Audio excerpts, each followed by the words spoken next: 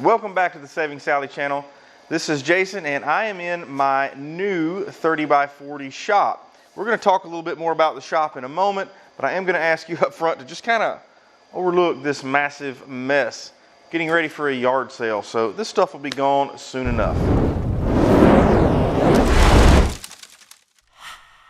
So I'm sitting here with some tools that I brought with me over from my old place, and there's nothing wrong with them, but they are going into the yard sale pile.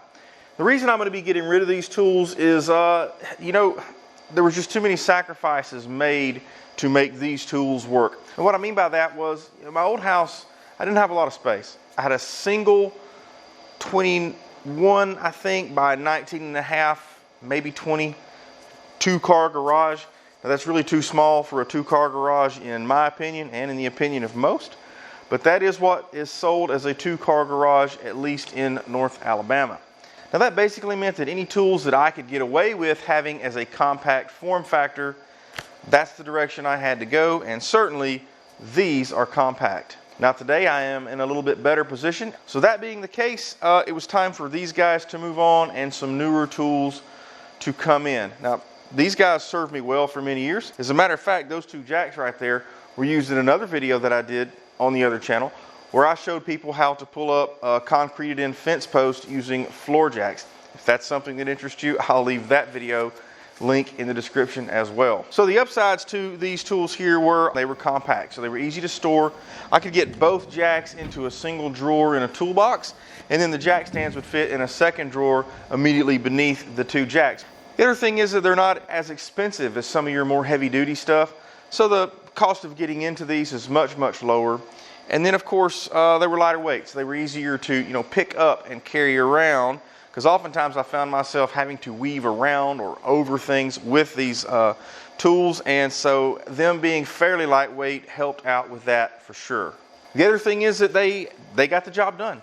Now there were some times and some challenges with them. For example, the smaller of the two jacks there were plenty of times when it just didn't have the reach to lift a tire all the way off the ground, even with some of the lower riding cars.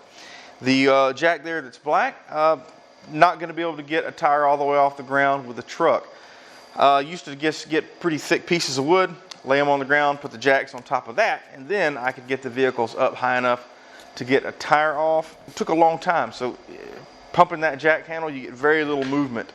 Another problem with the jacks was that oftentimes the most premium lift point under a car is not right at the edge. It is, maybe this far underneath the vehicle where you can reach a suspension component or part of a subframe. And these smaller jacks oftentimes had some difficulty reaching that far. And then of course with these jack stands, the biggest problem with them was that they're pretty small footprint, which inherently makes a jack stand unstable.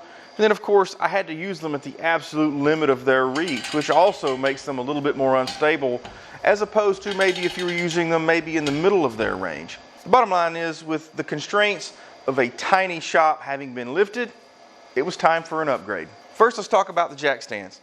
It really comes down to this. I knew that I was going to be spending more and more time underneath a car, so the number one ingredient was a large footprint for extra stability. So ingredient number two for the jack stands, not using these at the limit of their ability. Now there's two limits. Of course, limit number one is how high they can reach, and the second limit is how much weight they can handle. Now these jack stands were 2-ton jack stands. I wanted something that could support well beyond the weight that I was going to put on it, and not necessarily getting close to the design capacity. We're going to move over to ingredient number three. I wanted jack stands that were going to be high enough lift capability that I would be comfortable working under a vehicle.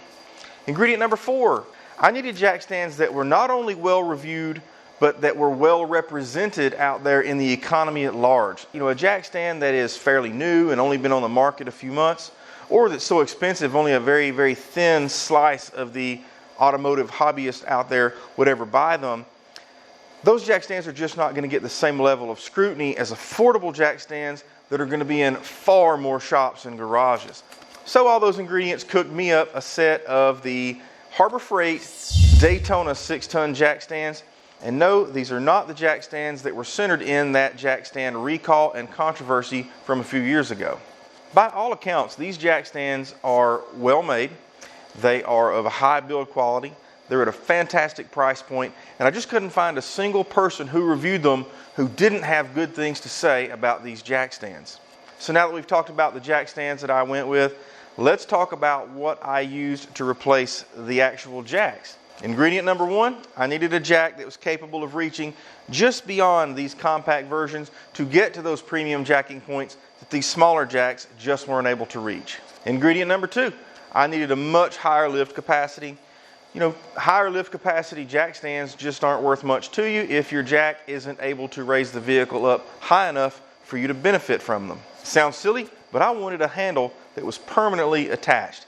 I can't begin to tell you how often I have misplaced the handle for one of these jacks. As a matter of fact, the little gray jack is missing its handle right now. Now it's somewhere, and I'll find it before the yard sale, I'm certain. But I wanted a handle that was permanently attached and I wouldn't have to be looking for it all the time. And now on to ingredient number four for the jack. Just like the jack stands, I was looking for a tool that was widely used and time tested. One day when I was out, I stopped at a few tire shops and a couple of car mechanic shops. And I actually discovered that this jack was being used at all 6 of those individual businesses. That was endorsement enough for me. I decided on the Daytona Series 3-ton jack from Harbor Freight Tools. The jack stands and the jack were pretty much ready to use right out of the box. The assembly was literally seconds long.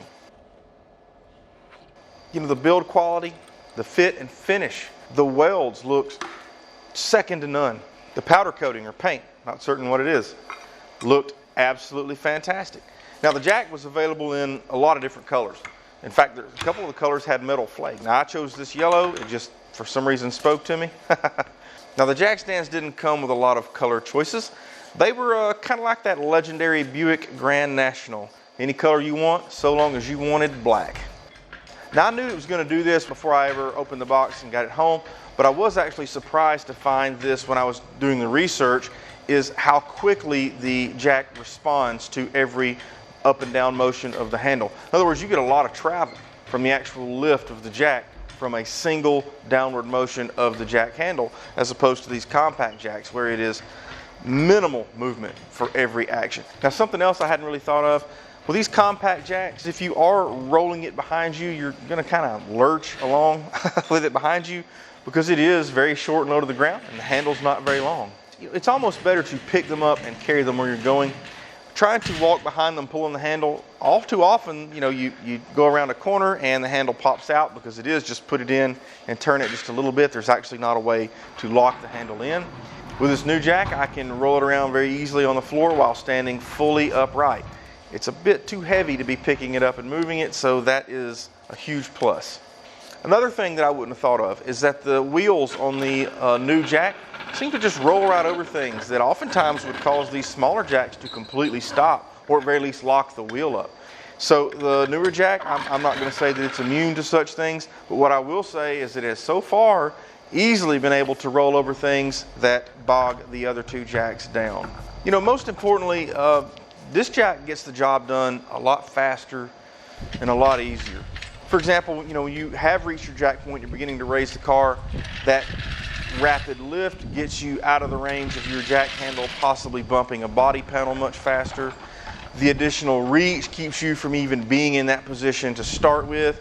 You know, this thing's just as comfortable under a truck as it is under a low-sitting car. So back over to these jack stands. They have the reach. They are significantly more stable. And although they're a bit more cumbersome to set up, you know, that extra step makes me feel a lot better about being underneath a car. I know you're really not supposed to do this, or at least it's probably not a best practice, but more often than not, I'm going to be working on this car probably by myself. And I need a jack stand that I trust. You know, this combination was a long overdue upgrade. long overdue. And now that I've got the space, I had no excuse not to go ahead and do it. They're well made, they look great, and I see no reason that they shouldn't last a lifetime. We are going to get back to work very soon on the 1991 Trans Am named Sally. We're probably going to be getting ready to pull the engine. I'll do a series of videos of me taking things out of the engine bay, mostly for me. They're a record of what a stock engine bay should look like, so that as I am reassembling the car, I have a video record of how it all came apart, and I actually think that that will be useful to somebody else out there. As a matter of fact, just off camera over there is the 383 stroker, and in this box is the T56 transmission swap kit to change Sally from an automatic to a manual transmission. That is a little further down the road. I got to get a bit more storage space in here to be able to put things as they come out of the car. But while we wait, I've picked up another car. And this car doesn't really need much. It could be a daily driver now if needed. But I do have a few projects that will hopefully hold us over until we start tearing in to the 1991 Trans Am. If you've enjoyed this content and you're not already a subscriber, I'll ask that you go ahead and click that subscribe button as well as that notification bell, and maybe even share this content with someone else that you think might enjoy it as well.